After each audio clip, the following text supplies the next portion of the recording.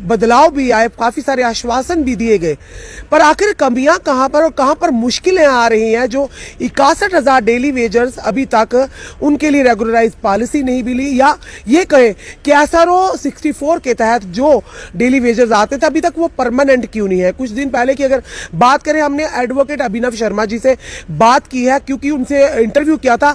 साफ तौर पर उन्होंने कहा था कि जो डेली वेजर 61,000 लगे हैं उनमें परेशानी ये आ रही है कि 3 कैटेगरीज में ये लोग डिवाइड हुए हैं, यानी कि वो लोग जो कि 1994 से पहले लगे हैं, और वो लोग जो कि 2007 के अंतर्गत जो आदेश थे कुछ डिपार्टमेंट को कि आप डेली वेजर्स या कैजुअल लेबर्स को लगा सकते हो, और वो लोग जबकि 1994 के बैन हो गया था कि उसके बाद कोई भी डेली वेजर्स नहीं लगेगा या कैजुअल लेबर नहीं लगेगा, उसके अंतर्गत किसी मंत्री ने, संतरी ने, PA ने, यानी ये कि पंच सरपंचों ने अपने बिहाफ पर कहीं ना कहीं उन लोगों को लगाया तो सही, पर अभी डिपार्टमेंट में उनका कहीं ना कहीं रिकॉर्ड नहीं मिल रहा, जिसके चलते काफी मुश्किलों का सामना करना पड़ा है। एक कहे कि गले की भांस बन गया, ना निकल सकते हैं ना ही यानी बाहर निकाल सकते हैं। तो किस तरह से इसका समाधान होगा, हमने उनसे बात करने का प्रयास किया था, पर आज फिर से पूरे डेली वेजर्स ने आह्वान दिया है PHE विभाग जो कि चीफ इंजीनियर ऑफिस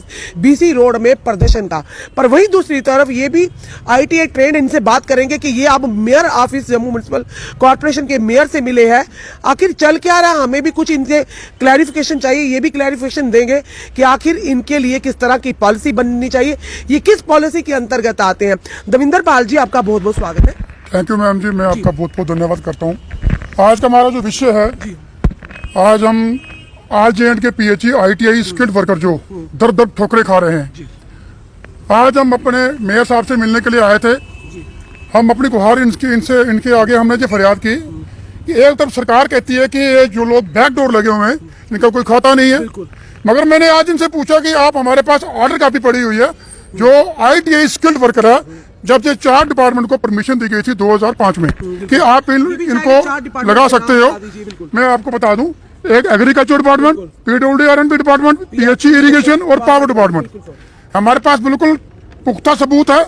मेयर साहब से हमने रिक्वेस्ट की है कि सर ये देखिए हमारे पास पूरा रिकॉर्ड पड़ा हुआ है, हम चाहते हैं कि हमारे भी जो SRO चूंड के तहत हमें रेगुलेशन पॉलिसी हमें मिलनी चाहिए। तो हम उसी विषय पे हम मेयर साहब से हम मिले थे और इन्होंने हमें आश्वासन दिया कि जरूर इस मसले पे मैं डिस्कस करूंगा। मैं आपका धन्यवाद करता हूं कि आपने म्युनिसिपैलिटी में भी जो लोगों को 600 जो हमारे जो वर्कर हैं उनको आपने परमिट किया, बड़ा ही सराहनीय कदम। बिल्कुल मैं उनके घर में दिए जलाए गए, रोशनी आपने दी है। वैसे ही हमारे जो 4 डिपार्टमेंट है जो आपके अंडर आ रहे हैं, और इस डिपार्टमेंट में हमारे जो वर्कर हैं तकरीबन 500-600 हमारा वर्कर भी है जो काम कर रहा है। तो हम चाहते हैं कि इन वर्करों को भी, जैसे आपने म्युनिसिपैलिटी के अंदर 600 वर्करों को आपने रेगुलेशन किया है, और इनको भी आप परमानेंट इनको भी पॉलिसी दी जाए। और मेयर साहब ने कहा है कि जरूर इस मुद्दे के ऊपर मैं डिस्कस करूंगा। और मैं आपके माध्यम से क्लियर कर ये भी कहना चाहता हूँ कि हम लोग कहीं संतरी या मंत्री या कहीं पंच सरपंच के नहीं लगे हुए हैं, हमारे पास बिल्कुल पुख्ता सबूत है। हम चाहते हैं कि हमारे साथ भी जस्टिस होना चाहिए। हम लोग अगर हम लोग एडवर्टाइजमेंट के थ्रू लगे हैं तो हमारे साथ इंसाफ क्यों नहीं किया जा रहा है? क्योंकि जब भी दविंदर पाल जी हम सवाल पूछते हो कहते हैं बैकडोर एंट्रीज है। अब हमें नहीं पता कि कौन से बैकडोर एंट्रीज है, कौन से जिनके। देखिए ये हमारे पास ऑर्डर कॉपी पड़ी है, कैबिनेट डिसीजन नंबर 116/4 11/5/2006 की, ठीक है। ये देखिए ये हमारे पास दूसरी कॉपी पड़ी है, ये देखिए ये हमारे पास तीसरी कॉपी पड़ी है, ऑर्डर नंबर 239 2005 की, हर एक हमारे पास रिकॉर्ड पड़ा हुआ है। ये देखिए ये सबसे बड़ा पुख्ता सबूत है जो हम डिवीजन लेवल पे जो हम PHE डिपार्टमेंट में जब ITI वर्करों को ज्वाइनिंग डाली गई थी, ये हर डिवीजन में ये हमारे पास काफी पड़ी हुई है। हम बार बार गुहार लगा रहे हैं कि 62,000 डेली वेजेस जरूर है, मगर आपने हमको क्यों कमांड कर दिया, घोड़ा खोता है कर दिया। जो ITI पढ़ के एक क्वालिफाई बन के 10th पास करके 12वीं करके एक ग्रेजुएशन करके पहले वो ITI करने जाएगा, ITI करने के बाद वो दर दर ठोकरे खाएगा।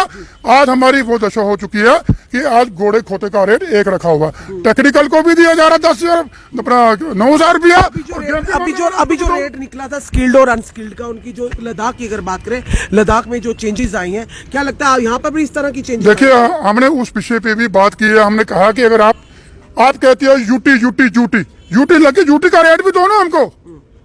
एक तरफ आप कहते हो कि यूटी, अभी यूटी का रेट दो ना। आपने तो इधर तो क्या कहते हैं धज्जियां उड़ा दी इन्होंने, वो क्या कहते हैं एक चीज पूछूंगी आज, क्या चल क्या रहा है समझ हमें भी नहीं आ रही, आपके माध्यम जानेंगे। आज डेली वेजर ने पीएचई चीफ इंजीनियर के बाहर प्रदर्शन रखा, प्रोटेस्ट रखा, क्या आप उस प्रोटेस्ट में शामिल नहीं है क्या? देखिए, हमारा क्लियर कट संदेश है, वो भी हमारे भाई हैं।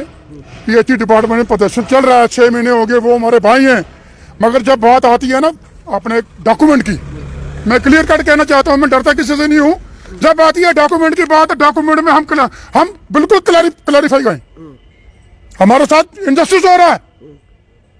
मैंने पहले कहा, अगर किसी ने लगाया कपड़ा, अगर किसी पीएचई में अगर सरपंच ने लगाया, पंच ने लगाया, वो जाए सरपंच के पास। हमें लगाया गवर्नमेंट ने, मैं अपनी बात करूंगा गवर्नमेंट की, हमें क्यों घसीट रहे हो भाई? अगर 62,000 डेली वेजर है, वो तो क्लैरिफाई करना गवर्नमेंट का काम है, वो मेरा काम नहीं है, मेरे एक्शन का काम नहीं है, वो काम है एचओडी का।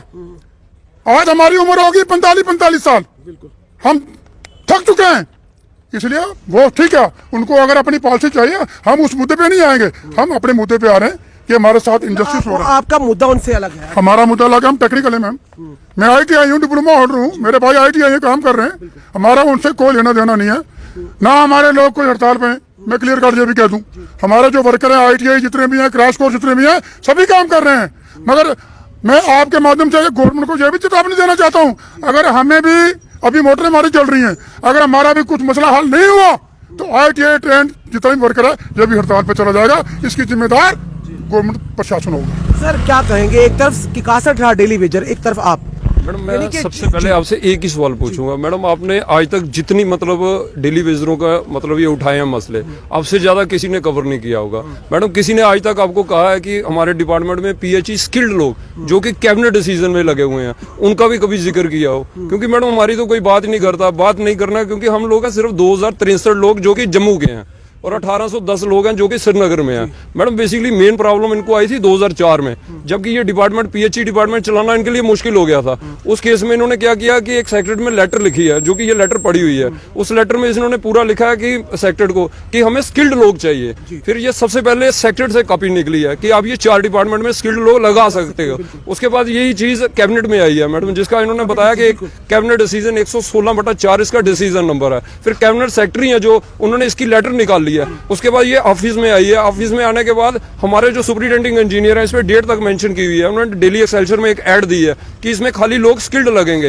अगर मैडम इसमें स्किल्ड का नहीं अंतर्गत आप लगे, जी मैडम, अगर इसमें स्किल्ड नहीं होता तो मैं आपको अपने यकीन पे कह सकता हूं कि कम से कम भी 10 लाख तक लोग होते हैं इसमें। लेकिन उस टाइम जो लोग स्किल्ड थे 2063 वो ही लगे हैं मैडम।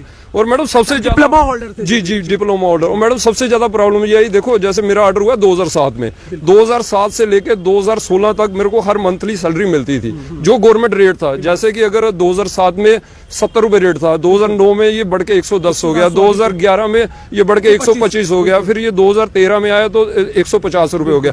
और सबसे ज्यादा हमारे साथ क्या हुआ कि 2017 में प्रॉब्लम आई कि फर्स्ट टाइम स्टेट में स्किल्ड इंप्लीमेंट हुआ है, 460 SRO। उसके बाद इन्होंने डिपार्टमेंट ने हमको सैलरी भी दी 10,500 रुपए, फिर एकदम से इन्होंने वापस ले ली। और आज मैडम एक हम चीज कहते हैं कि इस चीज पे बेशक CID की वेरिफिकेशन होनी चाहिए कि मैडम आप मेरे को 7 से लेके 2016 तक रेगुलर सैलरी दे रहे हो। उसके बाद आपने बायोमेट्रिक कर दी, जो कि राणा साहब भी कहते हैं कि हमने बायोमेट्रिक करवाई। मैडम, बायोमेट्रिक होने के बाद हमारी उल्टा 4 सैलरियां कम हो गई। देखो बायोमेट्रिक में होता है आप शो करते हो, क्यों मतलब? मैडम यही तो हमें, अब ये मेरे साहब से भी मैंने यही प्रश्न किया था, सर मेरे को एक चीज बताओ, जब बायोमेट्रिक होती है उसमें बताते हैं ये हमारे पास 500 लोग हैं, 500 लोगों को सैलरी जो इतनी सैलरी बनेगी। सर हमें आगे मैडम सैलरी मिलती थी साल में 12 सैलरी हैं, जो कि एक साल में मेरे अंदाजा कि 12 ही महीने होते हैं। तो लेकिन उसके बाद क्या हुआ, बायोमेट्रिक के बाद हमें 8 सैलरियां मिलनी शुरू हो गई। क्यों, कहाँ गई वो 4 पैसे कहाँ गए? यही हम चीफ साहब को भी पूछते हैं। 4 सैलरी आप काम करते रहे मैडम, बिल्कुल काम करते रहे। ये क्यों, कौन सा तरीका कि 4 सैलरी नहीं आपको दी? मैडम वो 4 सैलरी आती नहीं, मैंने 2016 से, ये 2016 से प्रॉब्लम। तब से आपने आवाज क्यों नहीं उठाई? मैडम हम लोग आवाज उठाते हैं आज की डेट में भी। मैडम देखो, इससे ज्यादा बड़ा कोई डॉक्यूमेंट नहीं होगा कि भटनागर साहब हैं, जो कि इस टाइम भटनागर साहब चेयरमैन है इस कमेटी के। देखो आप खुद ही लेटर लिखो, वो खुद लेटर लिख रहे हैं पर्सनल सेक्शन से कि आप मेरे को, ये लेटर है आप खुद देख लो मैडम, कि इसका मेरे को पूरा रिकॉर्ड बताया जाए।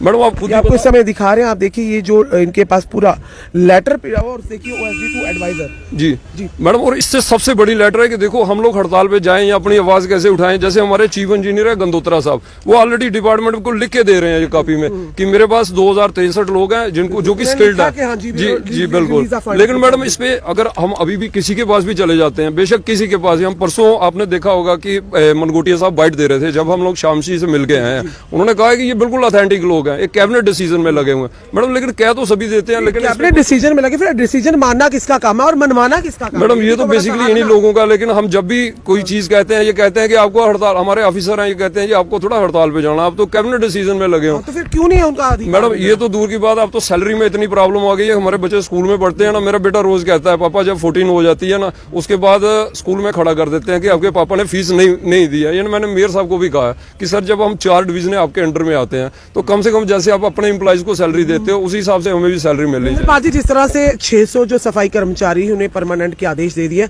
आते ही, क्योंकि काफी लंबी उनकी भी मांग थी बेचारों की, काफी बार वो सड़कों पर भी उतरे, पर शायद इन्हीं के हाथों से होता है। तो अब मेयर साहब ने जो आपको आश्वस्त किया है, क्या लगता है आने वाले समय में आपको? देखिए, हमें बिल्कुल भरोसा है मेयर साहब के ऊपर। हमने पहले भी सुना था कि ये जो मेयर साहब आए हैं बहुत अच्छे हैं और ये बिल्कुल क्लैरिफाई करके, उस क्लैरिफाई को बिल्कुल क्लियर करके आगे बढ़ते हैं। और इन्होंने मुझे खुद कहा कि सरदार साहब आप बिल्कुल निश्चिंत रहिए, मैं आपका बिल्कुल 2-3 दिन में क्लियर कर दूंगा।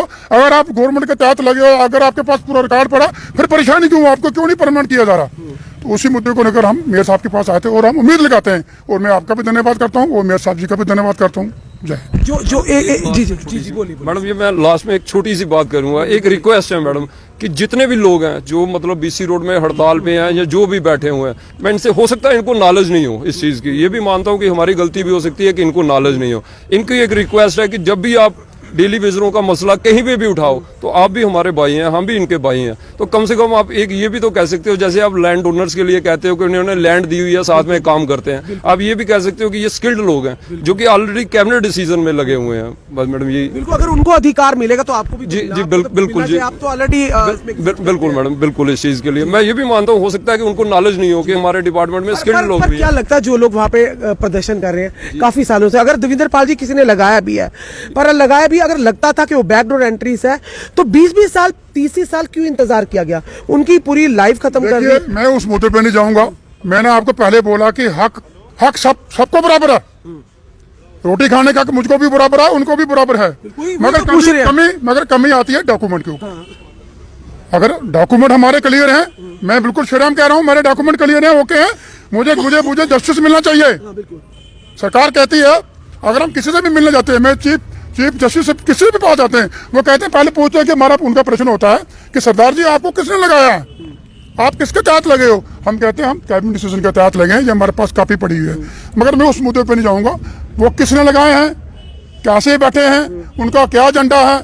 मगर हमारा जो एजेंडा साफ क्लियर है, PHE ITA trend casual labour association जो बनी है, हमने 16 साल सफर किया है। इस बार मैं बिल्कुल क्लियर कट कहना चाहता हूँ चीफ इंजीनियर को भी, अगर हमको इस बार स्किल्ड नहीं दिया तो फिर तू समझ ले फिर अपनी। कितने टोटल हैं आपके जो IT? देखिए, हम टोटल जम्मू प्रोविंस में हमारे जो टोटल वर्कर हैं वो हैं 2063 लोग। 63 लोग तो मर गए होंगे, तो पीछे बचे हैं 2000।